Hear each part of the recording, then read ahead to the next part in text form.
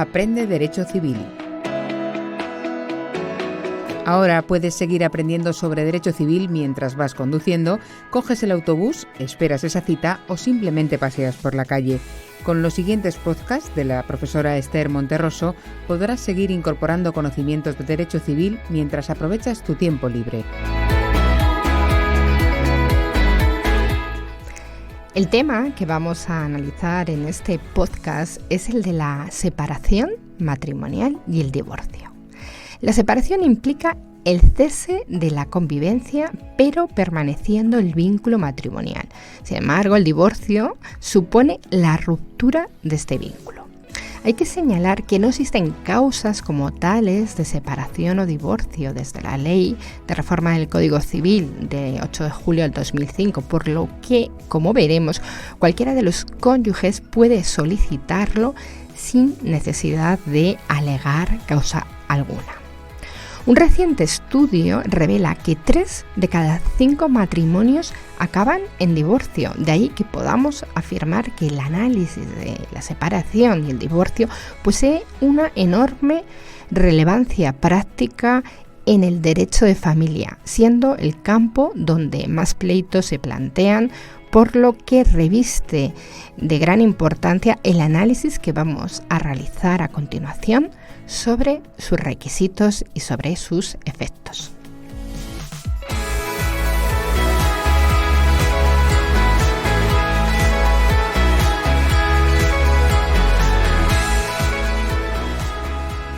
Antes de nada, voy a presentarme. Soy Esther Monterroso, profesora titular de Derecho Civil y abogada. Comenzamos.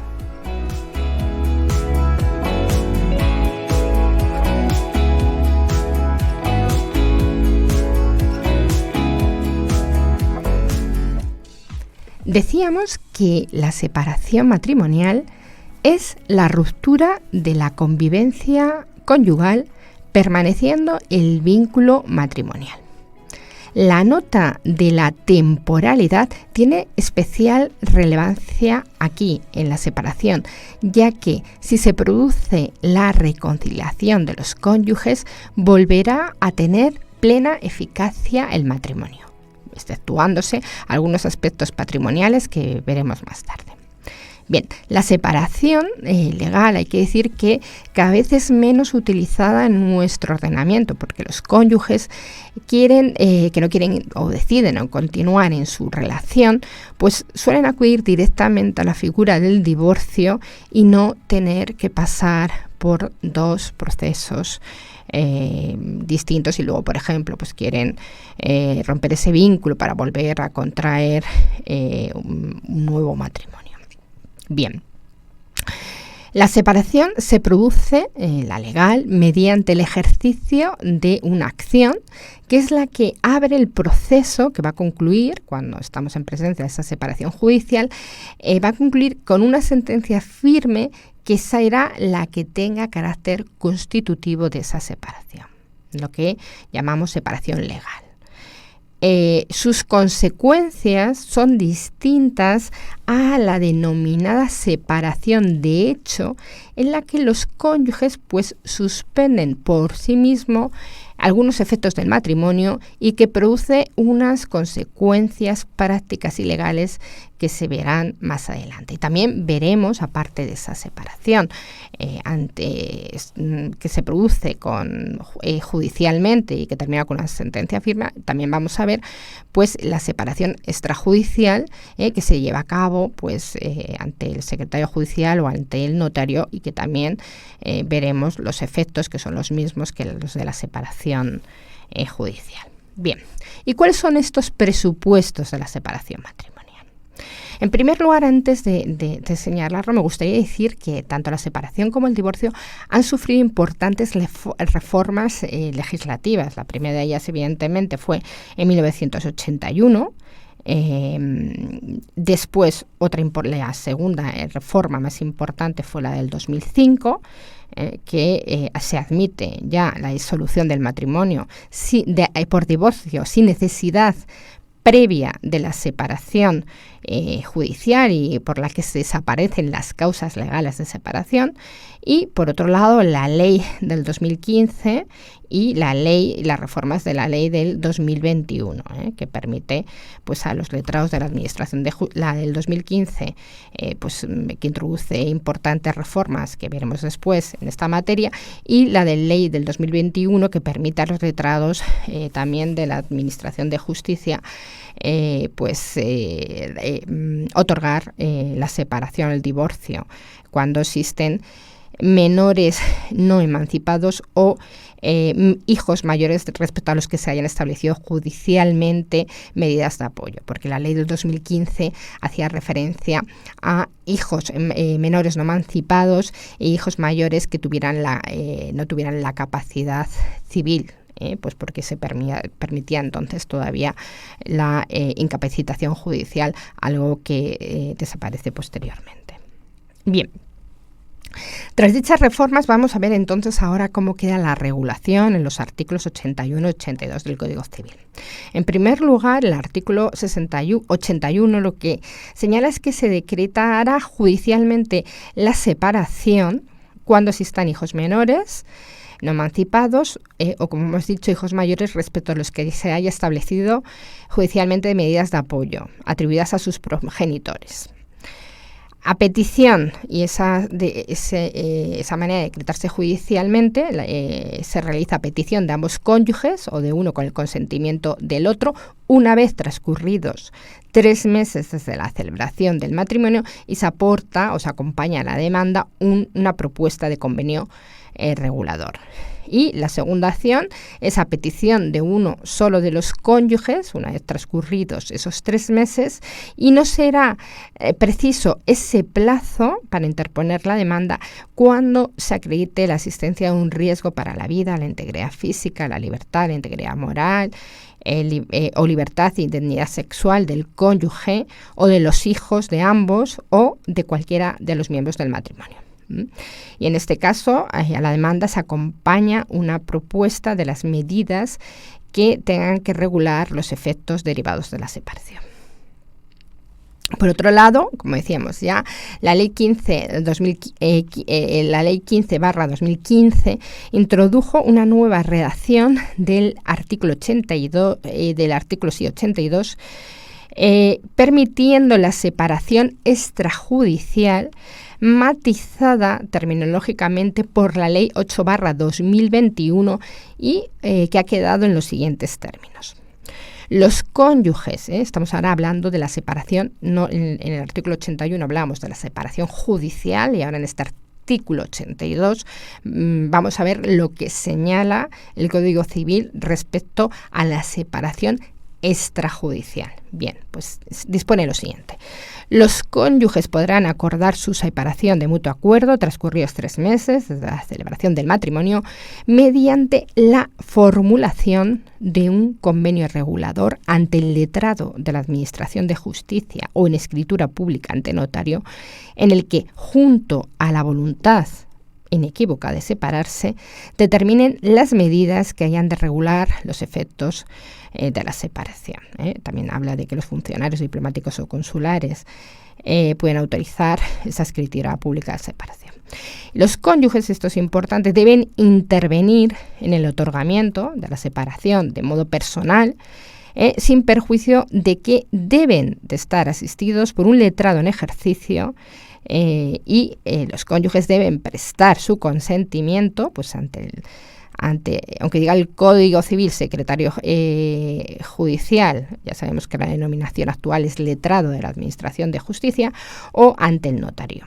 Y además, otro dato importante es que los hijos mayores o menores emancipados deben otorgar el consentimiento, evidentemente ante el secretario judicial o ante el notario, depende del funcionario que intervenga, respecto de las medidas que les afecten porque carezcan de ingresos propios y convivan en el domicilio familiar. Bien, dada esta reforma, el legislador, por tanto, permite que se lleve a cabo la separación de 3 maneras distintas. La primera, que es la que veíamos en el artículo la primera, que es la que veíamos en el artículo 81, que es la separación ante el juez. Y en el artículo 82 veíamos las otras 2 maneras, ante el letrado de la Administración de Justicia o ante el notario. En primer lugar, y repasando brevemente lo que hemos visto más relevante en la separación ante el juez. Hemos dicho que está prevista cuando existan hijos menores de edad o con la capacidad, lo que hablábamos antes, que estén discapacitados, porque lo que hablamos de capacidad judicial modificada y que es ahora que tengan medidas de apoyo.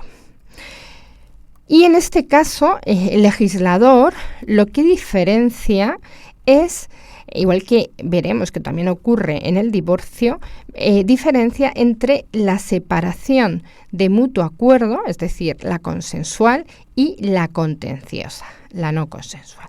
Si es consensual, la separación puede instarse de mutuo acuerdo y para ello, evidentemente, el requisito que siempre es necesario, es algo, veremos en caso de violencia, que hayan transcurrido 3 meses desde la celebración del matrimonio, para que se lo piensen bien, después de la luna de miel, que medie consentimiento de ambos cónyuges, bien inicial o sobrevenido, y que se acompañe una propuesta de convenio regulador. Bien, y cuando es contenciosa, o sea, no consensual, la separación se puede instar a petición de uno de los cónyuges, una vez que han transcurrido esos 3 meses, excepto los supuestos, hemos dicho, de riesgo o violencia para la vida, ¿no?, que hemos enumerado. Que en ese caso no será preciso el transcurso de ese plazo para la interposición de la demanda. Segundo supuesto, la separación ante el letrado de la Administración de Justicia o ante el notario, que la vamos a unificar, porque al final veremos que es lo mismo. ¿Por qué? Porque es necesario la formulación de un convenio regulador, si es ante el letrado de la Administración de Justicia, y de esta forma, y si es ante el notario, también es preciso este convenio aportarlo siempre que no haya hijos menores de edad ni hijos mayores a los que se haya establecido medidas de apoyo atribuidas a los progenitores. En este caso, los cónyuges que deben de aportar, pues evidentemente esa voluntad inequívoca de separarse, las medidas que van a regular en ese convenio regulador que hemos dicho, la separación, incluso la liquidación, o sea, el convenio regulador y también la liquidación del régimen económico que corresponda. Y para que se apruebe ese convenio o esa escritura que contenga ese convenio, en el caso de los notarios, es necesaria la intervención de los cónyuges que presten ambos de manera personal, que acudan y que presten su consentimiento, la asistencia de un letrado en ejercicio y si hay hijos mayores de edad o emancipados deben prestar el consentimiento respecto a esas medidas que les afecten por carecer de ingresos propios y, como decíamos, convivir en el domicilio familiar. El legislador ha previsto un cierto control del contenido de esos acuerdos, de ese convenio regulador, cuando se realicen ante el secretario judicial o ante el notario. Y sí, señalando o disponiendo que si a su juicio, a juicio de alguno de ellos, resulte o consideren que puede resultar dañoso o perjudicial, bien para uno de los cónyuges o para los hijos, claro, en este caso hijos mayores o menores emancipados, porque si fueran hijos menores no se podría realizar por este medio, sino que habría que tendría que ser judicialmente.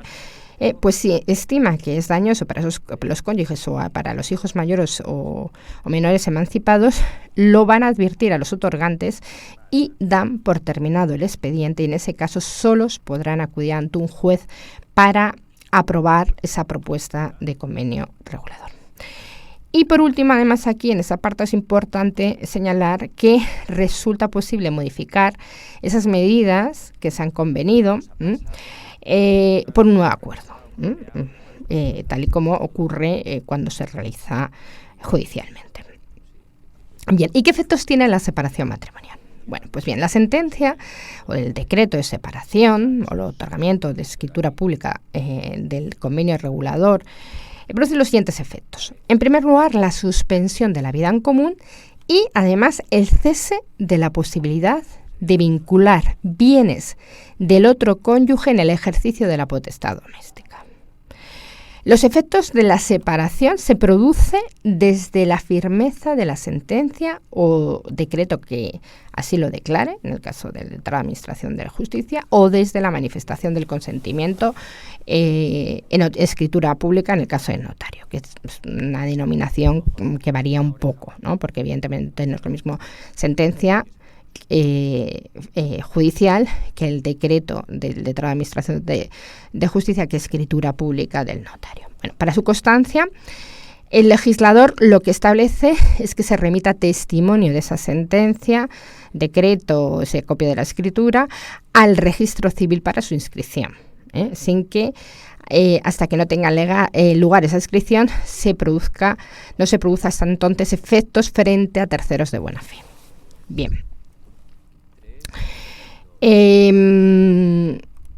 La sentencia firme de separación tiene carácter constitutivo del estado civil del cónyuge separado y además genera una serie de derechos y obligaciones. La sentencia, o el decreto o la escritura, que veremos en su momento respecto al cese de la presunción de paternidad o la pérdida del derecho de sucesión intestada en el caso de que falleciera el cónyuge o la disolución del régimen económico de gananciales.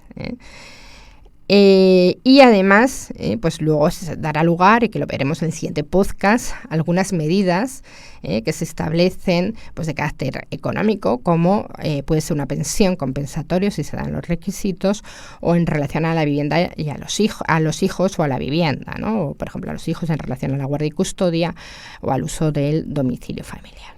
Bien.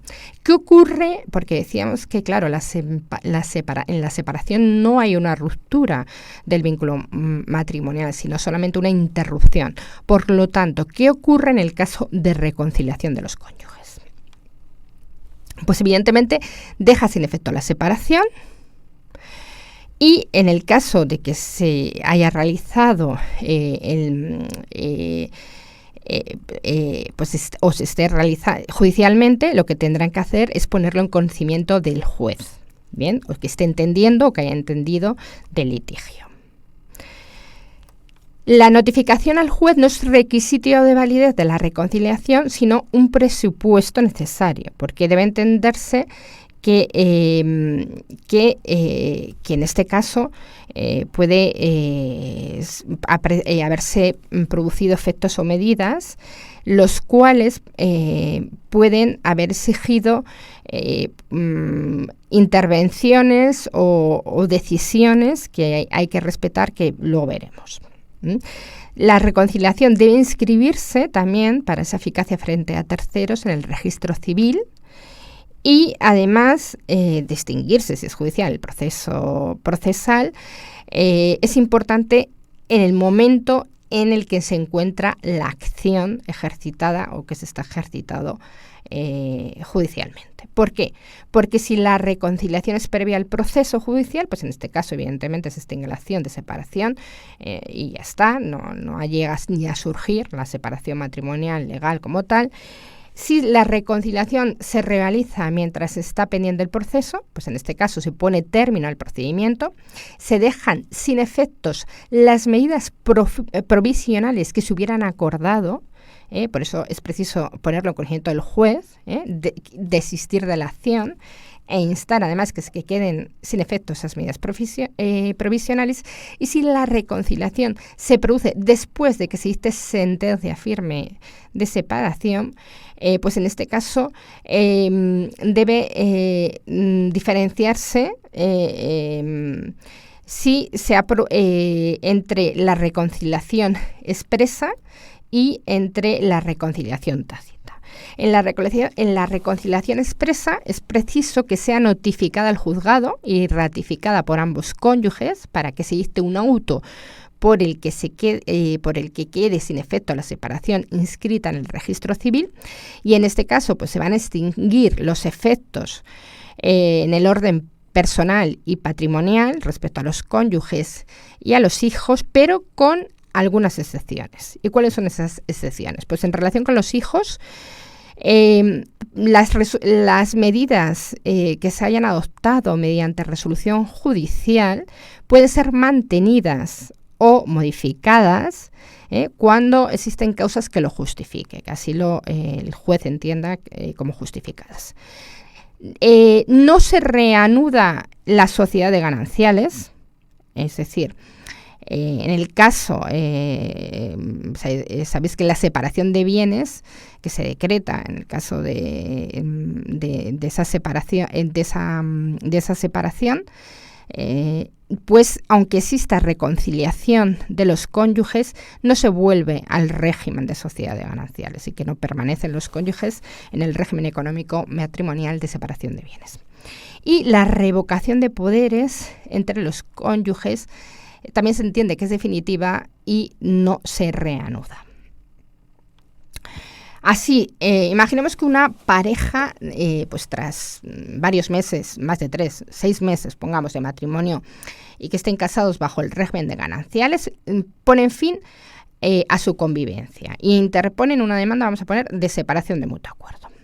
Pues evidentemente durante la tramitación del proceso, pues pueden ocurrir muchas cosas. Supongamos que se reconcilia la pareja. En este caso, esa reconciliación no va a alterar la revocación de poderes que se produce tras la interposición de la demanda, ni tampoco se reanuda la sociedad de gananciales, salvo, evidentemente, que la pareja, que está casada en matrimonio, vuelva a acordar el régimen de sociedad de gananciales en unas nuevas capitulaciones matrimoniales que realiza ante notario. Bien, esto en relación a la reconciliación expresa. ¿Y qué ocurre en la reconciliación tácita? Pues aquí se trata de una situación de hecho en la que se reanuda la convivencia matrimonial, pero en la que, como no se comunica al juzgado, subsisten los efectos y las medidas adoptadas en la sentencia de separación, y como no consta su inscripción en el registro civil, pues no produce efectos frente a terceros. Bien, eso en cuanto a la reconciliación de los cónyuges, que decíamos que era inicialmente, como has visto, con intervención judicial. Vamos a ver qué ocurre cuando la reconciliación es sin intervención judicial. Es decir, en los casos que esa reconciliación se produce ante el letrado de la Administración de Justicia o ante el notario. Pues esa reconciliación debe formalizarse en escritura pública o en un acta de manifestaciones, en ese caso. Y para que tenga eficacia frente a terceros, es precisa que esa reconciliación se inscriba también en el registro civil. En cuanto a la separación de hecho, muy brevemente, vamos a decir que, claro, ¿qué ocurre cuando los cónyuges deciden suspender la vida en común, pero sin observar estas formalidades legales establecidas, es decir, sin instar la separación judicial o extrajudicialmente? Bien, pues en este caso, cada cónyuge, pues si se separan de hecho, tiene su domicilio al desaparecer ese domicilio conyugal, y no puede venir impuesta la separación de hecho por uno de los cónyuges, sino que debe acordarse o puede regularse con unos pactos de separación, y si no existen esos pactos de separación, pues también veremos algunas premisas. Bien, ¿qué ocurre si bueno, sabemos que evidentemente en nuestro ordenamiento hay una libertad de pactos, o sea, es decir, que se puede hacer un convenio, una regulación que no tenga que ser notarialmente, que puede ser en un escrito, en un documento, etcétera. Bueno, pues los cónyuges pueden regular de manera expresa, mediante pues esa especie de contrato, o si se quieren, incluso en escritura pública, sus relaciones, cómo quedan sus relaciones personales y patrimoniales tras esa separación de hecho. En cuanto a la eficacia de esos pactos, pues es sobre alimentos de los hijos, pueden acordarse pactos sobre esos alimentos siempre que no se infrinja la prohibición legal de renunciar a alimentos futuros o bueno, pues lo que son las obligaciones legales de transmitir a terceros o compensarse esos alimentos con deudas entre los cónyuges. Pueden hacer pactos sobre la pensión compensatoria, y también pactos sobre la patria potestad y la guardia y custodia de los hijos. Evidentemente no son válidos, implican, por ejemplo, una renuncia a la patria potestad. Otra cosa es a la guardia y custodia.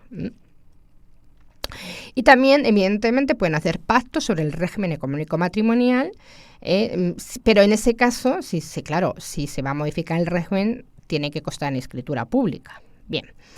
Sí que decíamos que ocurre cuando la separación de hechos se produce sin pactos. Bien, en este caso, pues lo que tenemos que tener en cuenta es que con relación a los alimentos, pues se pueden ejercitar las acciones oportunas de reclamación de alimentos. Respecto a los hijos, aunque el cónyuge que conviva con ellos ejerza, de hecho, la patria potestad, el otro progenitor puede acudir al juez para solicitar que se ejerza conjuntamente o se distribuyan funciones, ¿no?, en el ejercicio de la misma. Con relación al régimen matrimonial, pues evidentemente si la situación, aunque sea de la separación de hechos, es decir, de la ruptura de la convivencia sin acuerdo, no va a alterar el régimen legal de gananciales ni cualquier otro que pueda existir entre los cónyuges, y sin embargo el legislador otorga unas facultades, y es que permite promover la disolución de la sociedad legal de gananciales en los supuestos en los que exista separación de hecho durante más de un año o por abandono del hogar, y permite a los tribunales conferir la administración de la sociedad de gananciales a uno de los cónyuges cuando exista dicha separación de hecho. Bien, una vez que hemos terminado de analizar esta separación de hecho, vamos a ver lo que es la disolución del matrimonio por divorcio, pero vamos a recordar que evidentemente la disolución del matrimonio se produce por divorcio, pero también se puede producir por muerte, evidentemente, o declaración de fallecimiento. Bien, vamos a centrarnos en el divorcio, que es aquí lo que trae su causa de este análisis en este podcast. Bien, con el divorcio, ¿qué tenemos? Ya lo hemos dicho antes, un matrimonio válido y eficaz que queda disuelto posterior a su celebración, dejando de producir efectos civiles de forma total, sin importar evidentemente la forma de celebración del matrimonio, que hubiera sido civil o religiosa. Esa disolución se va a realizar mediante una sentencia judicial o mediante un convenio regulador ante el letrado de Administración de Justicia o escritura pública ante notario. Los requisitos para llevar a cabo que tenga que ser judicial o que tenga que ser ante el letrado de Administración de Justicia o ante el notario, son los mismos, y por eso mismo no los voy a repetir, que en el caso de la separación. Es decir, si existen, por ejemplo, hijos menores de edad que no estén emancipados, no se podrá instar el divorcio judicialmente. Ante el letrado de Administración de Justicia o ante notario, sino que tendrá que realizarse judicialmente. Bien. El artículo 86 así lo establece, se decreta judicialmente el divorcio, cualquiera sea la celebración del matrimonio, a petición de uno de los cónyuges o de ambos, y habla de esos requisitos, los 3 meses desde la celebración del matrimonio, acompañándose de esa propuesta de convenio regulador, si hay este mutuo acuerdo, o en el caso de que evidentemente, pues como ocurría en la separación, si hay un riesgo para la vida o esa violencia, no es necesario esos 3 meses. Bien. Como se observa, por tanto, aquí, y como ocurría con la separación, ya no hay causas de divorcio. Por tal, los motivos personales para solicitarlo carecen de trascendencia.